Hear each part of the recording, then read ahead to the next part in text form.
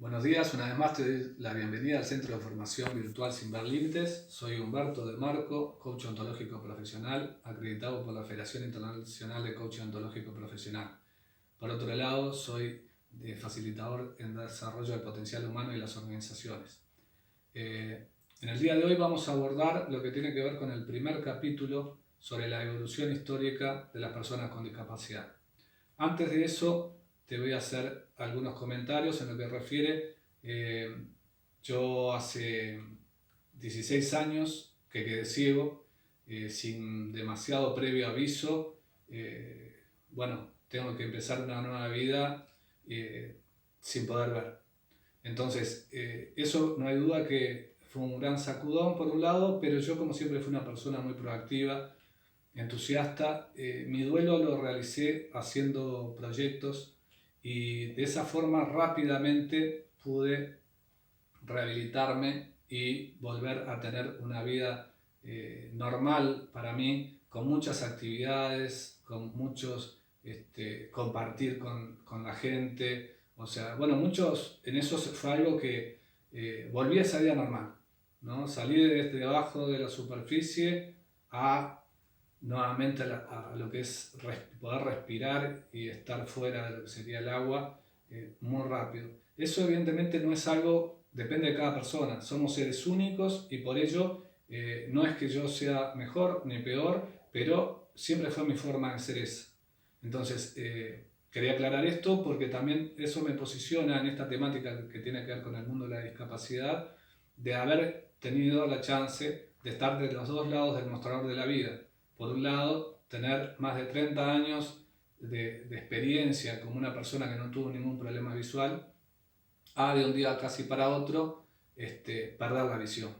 Entonces, esa ventaja también que evidentemente yo tuve, ¿no?, que la vida me brindó, de haber tenido toda una trayectoria a nivel de formación, de conocimientos, de relacionamientos, bueno, a todo nivel, en lo que es una persona con una discapacidad adquirida, que muchas veces para una persona que es de nacimiento, tiene algún tipo de diversidad funcional, evidentemente es mucho más complicado, ¿no? Porque las barreras que existen en nuestros entornos y también las mentales y culturales son muy complicadas. A lo largo de estos capítulos vamos a ir justamente abordando lo que tiene que ver con la evolución del concepto de persona con discapacidad y vamos a tratar de hacerlo de una forma lo más ameno, lo más ágil y atrayente, ya que como vamos a ver lo que es la historia, en este caso vinculado al rubro o a la temática de la discapacidad, pero si cualquier abordaje histórico que hagamos en cualquier área de nuestras vidas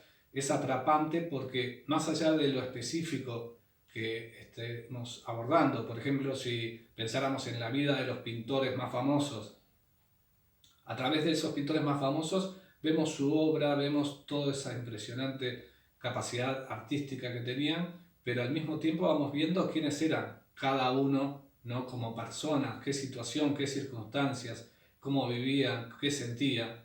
En este caso no va a ser distinto con el tema de lo que tiene que ver con las personas con algún tipo de discapacidad.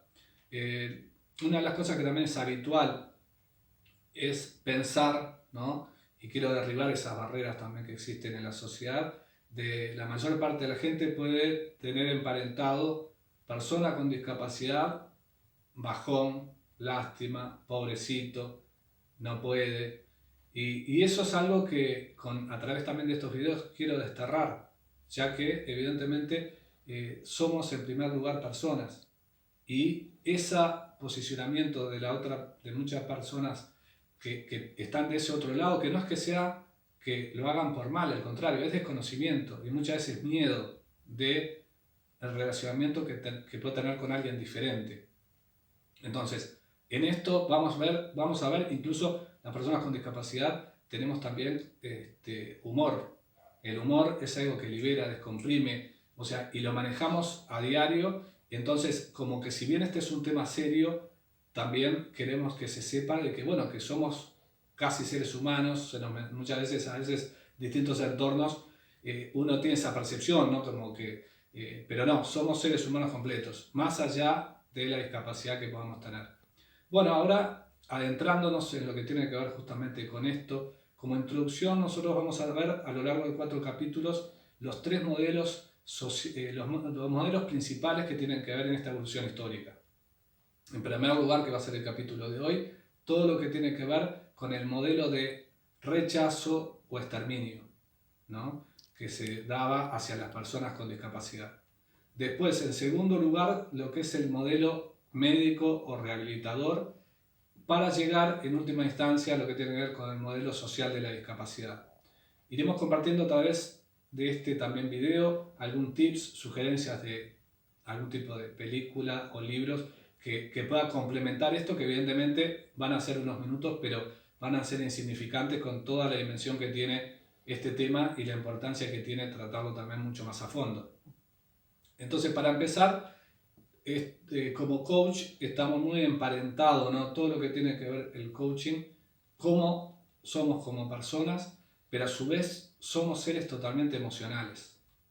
Y esas emociones evidentemente están presentes a flor de piel, entonces cómo también nos pueden condicionar, ¿no? En lo que tiene que ver con la discapacidad es algo que está presente desde que el hombre existe. Evidentemente lo que puede haber cambiado y lo vamos a ir viendo es los paradigmas, las formas de ver desde personas que podían ser en la época de las cavernas hasta nuestros días, ¿no? Y cómo ha ido evolucionando eso. Pero en lo que tiene que ver con el pensamiento y en esto de, como decíamos, cómo filtramos la información.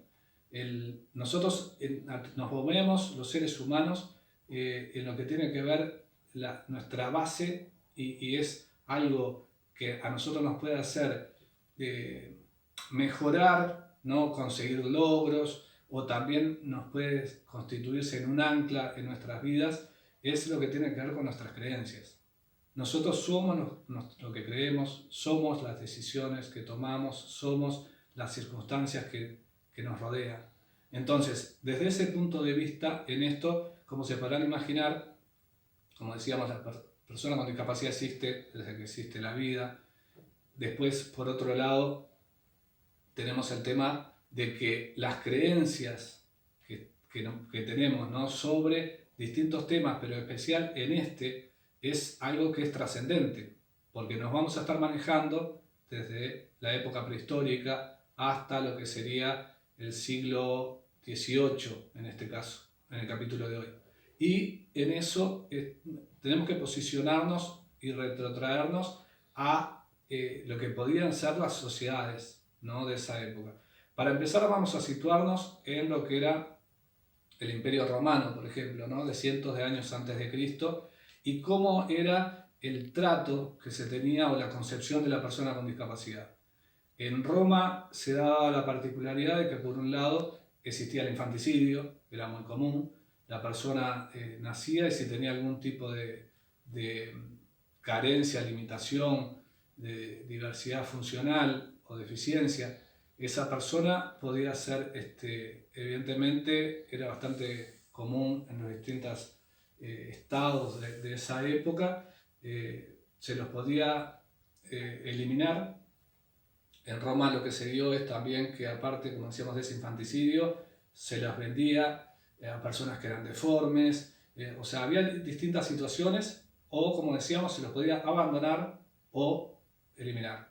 En lo que tiene que ver con Roma, a partir de siglos, como decíamos, muy para atrás de la historia, esa concepción, evidentemente tenemos que ver que en esa época lo importante, ¿no?, en esa cabeza y en la realidad que vivía cada persona, y para muchos piensen que estamos hablando de estados en los que todos estaban continuamente en guerra y estaban o invadiendo otros estados o siendo invadidos, entonces la guerra era un elemento cotidiano prácticamente. Entonces, por ese mismo aspecto, ¿no?, que tenía que ver esto, el vínculo estaba con la utilidad. Alguien que nacía con una deformidad, con una discapacidad, evidentemente no era útil, era alguien innecesario, era alguien que no servía. Entonces de ahí es que se van dando este tipo de situaciones, Por ejemplo, los griegos, ellos también hacían el infanticidio, muchas veces desde el Olimpo, se los tiraba hacia abajo o también se los abandonaba. Y los mismos filósofos, ¿no? Grandes filósofos que tenemos y que es impresionante la cabeza y los pensamientos que tenían en esa época, ya también desde Aristóteles y otros, que estaba como que estipulado que era preferible que una persona que era imperfecta no llegara a este mundo. Eso era algo bastante común. Y lo podemos ver reflejado en ese mundo griego, lo que tenía que ver con el culto a la belleza, ¿no? El culto a la belleza y a a nivel físico y también en lo que era esa parte guerrera. Entonces, esa concepción también se daba lo mismo. Había un vínculo también con que en estas situaciones se lo asociaba a un castigo de los dioses, ¿no? Otro tema que es vital y que se va a suceder desde estos momentos que estamos contando hasta mucho más adelante, ese vínculo con la creencia, como decíamos antes, ¿no? Lo importante de lo que es y si la gente lo va justamente teniendo esa creencia de que era un castigo de los dioses. Después, si quieren pueden buscar, que está bueno por internet, en lo que es la mitología griega, solo hubo un dios con discapacidad, Hefesto. Y por aquí se los dejo para que ustedes puedan buscar por internet, porque es algo que también aporta y nos da cómo era la mirada de esa época, ¿no? Entonces tenemos a todo lo que tiene que ver con esto de Grecia y cómo en ese relacionamiento era muy distinto también en estos países, esos estados, si la persona era de nacimiento, tenía una discapacidad, que ya decíamos por lo general se daba el infanticidio, el abandono y un rechazo total, a si la persona era que había ido a la guerra y tenía una mutilación. Ahí la categoría ya cambiaba, ¿no? A lo que tiene que ver con lo que era cuando la persona era concebida y tenía algún tipo de deficiencia física o diversidad funcional. En el caso de los espartanos también era similar. En el siglo IX a.C., los llevaban al monte Stigeto y desde allí se los tiraba. O sea que eso es como moneda corriente, ¿no? de esa situación en la cual se desvalorizaba por completo a lo que tiene que ver con algún tipo de posible capacidad que pensaran que podía tener una persona con discapacidad. Para ellos era más bien una molestia, un estorbo o un obstáculo. Entonces, después de también lo que tiene que ver con los espartanos, nos podemos trasladar a lo que era en Egipto. En Egipto que había como una dualidad, por momentos se los tomaba a determinadas personas con algún tipo de discapacidad como de la parte, ¿no? de los dioses, como que hay algo positivo, pero por el otro lado también era una sociedad en esa época que castigaba mucho, evidentemente, y que también realizaba este tipo de brutalidades, ¿no? de infanticidio, de castigo. Cuando la persona también, imagínense, en edad adulta y muchas veces esclavos, ¿no? que tenían cuando construían las pirámides, quién sabe cuántos miles o millones de personas murieron en esas instancias y cuántas mutilaciones existían. En el caso de la India también se provocaba el infanticidio tirándolo al río sagrado Ganges. En América Latina estaban los salvias, tribus de la parte del Pacífico de Sudamérica que también cometían el infanticidio. Y haciendo un paréntesis para que vean, porque vamos a ir yendo también un poco hacia adelante y hacia atrás, ¿no? hasta llegar a lo que es el modelo social de la discapacidad, pero yo en el año 2012 estuve participando en un curso de formación internacional becado por la Comisión Interamericana de Derechos Humanos. Era un curso de vida independiente de personas con discapacidad e infancia. Y tuve una compañera justamente que era de una tribu mexicana y nos contaba, eso fue en el año 2012, nos contaba que allí seguía existiendo el infanticidio. Entonces, eso se fue dando por el lado tanto en lo que tiene que ver con Europa y los distintos países, como veíamos, en África, en Europa, también en América Latina. O sea, era algo que global.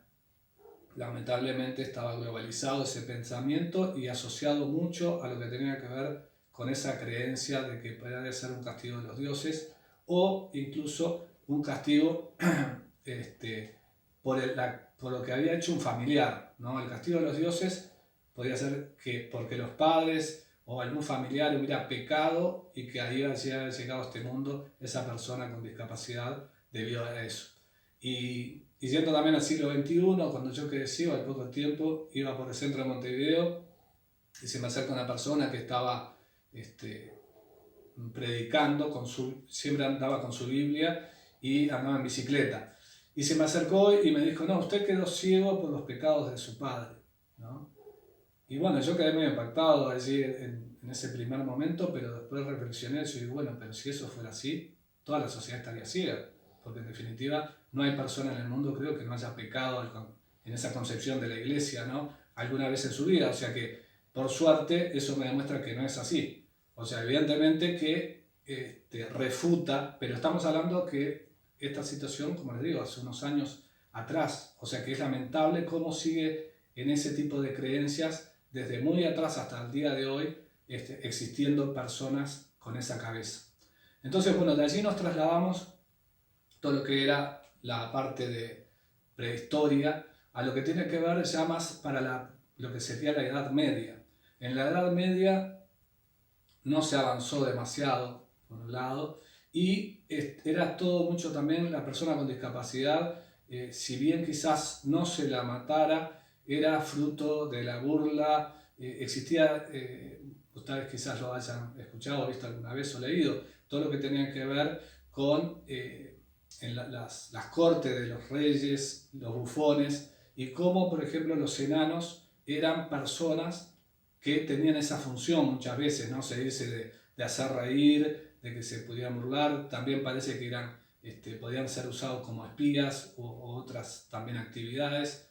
Entonces, por ese lado es algo que seguimos con también la misma creencia. Allí ya había surgido lo que tiene que ver con el cristianismo y desde ese concepto que tiene que ver con la inmortalidad del ser humano tiene un cambio de concepción, pero igualmente se sigue, ¿no? Pensando en que muchas veces, bueno, que estaba asociado a esa parte religiosa y también en casos, no como castigo de los dioses, pero sigue siendo una sociedad en la cual la persona con discapacidad, no hablemos de derechos, lamentablemente apenas podría subsistir. De ahí vamos haciendo un paso más rápido a lo que tiene que ver con el Renacimiento. Ahí ya sí se encuentran algunos avances en lo que tiene que ver con el cambio de mentalidad. En Inglaterra se crea la ley de los pobres, eso sobre los siglos XVI, XVII, y eso ya es cierto cambio. En España, Isabel la Católica, ella para gente que había llegado a las guerras, crea un hospital para brindar prótesis y cuidados a personas que habían ido a la guerra, y a su vez se les daba algún tipo de dinero para poder sobrevivir. Y así nos vamos desplazando, ¿no? A través de lo que tiene que ver con esta historia, de lo que, como les digo, en la época del Renacimiento empiezan a haber más centros hospitalarios. Si bien en la antigüedad hubo algunos, evidentemente como que eran depósitos de personas, ¿no? En estos casos se empieza a ver también, se seguía con el factor de utilidad, pero empieza a haber ese cambio de visión un poco, pero siempre desde quizás esa mirada, como decíamos al principio de este video, del pobrecito, del que no puede y el que no tiene derechos, ¿no? Entonces surgen instituciones que, si bien existen, imagínense lo que podría ser en esos momentos una persona que tiene algún tipo de discapacidad y de rehén de otras que lo fueran a cuidar, pero que a su vez ese tipo de cuidados, quién sabe cómo eran, ¿no? Podían ser también muy crueles, como decíamos, y que se fueran más que nada como depósitos, y que la atención evidentemente no fuera la mejor. Entonces, en esto les voy a recomendar también un libro que es de Agustina Palacios, El modelo social de la discapacidad, que es lo que vamos a ver en el 4º capítulo, pero que me parece importante porque ella trata y aborda evidentemente con mucho más profundidad todo este tipo de situaciones que les esté describiendo. Y también como película les recomiendo, y como lectura, el libro de Saramago, Ensayo sobre la ceguera, que también, ya les digo, están en una versión cinematográfica. Así que, como decíamos antes, como coach también yo quiero compartir con ustedes alguna herramienta y dejarles siempre algún tips en lo que tiene que ver con el coaching y esto que estamos hablando y hemos visto a través de estos ejemplos en lo que tiene que ver con las creencias. En esto hay una secuencia que nosotros continuamente en parte nos domina, pero que lo podemos modificar, y es que cada creencia genera un pensamiento, cada pensamiento genera una emoción, cada emoción genera una acción y cada acción un resultado. Entonces, nosotros, si hay cosas que no podemos lograr, yo estoy convencido que podemos, a partir de estar vivos, lograr todo lo que queramos, pero que evidentemente muchas veces nosotros, cuando fallamos reiteradamente en alguna actividad, estamos con ese tipo, con las creencias, ¿no? Esas creencias limitantes, a diferencia de las potenciadoras, que nos hacen a nosotros justamente no poder avanzar. Entonces, si queremos en esa secuencia cambiar de una vez por todas, es acentuar nuestro trabajo para modificar la creencia. Al modificar la creencia, toda la secuencia se modificará. Entonces, como decía Albert Einstein, es más fácil disolver un átomo que un preconcepto.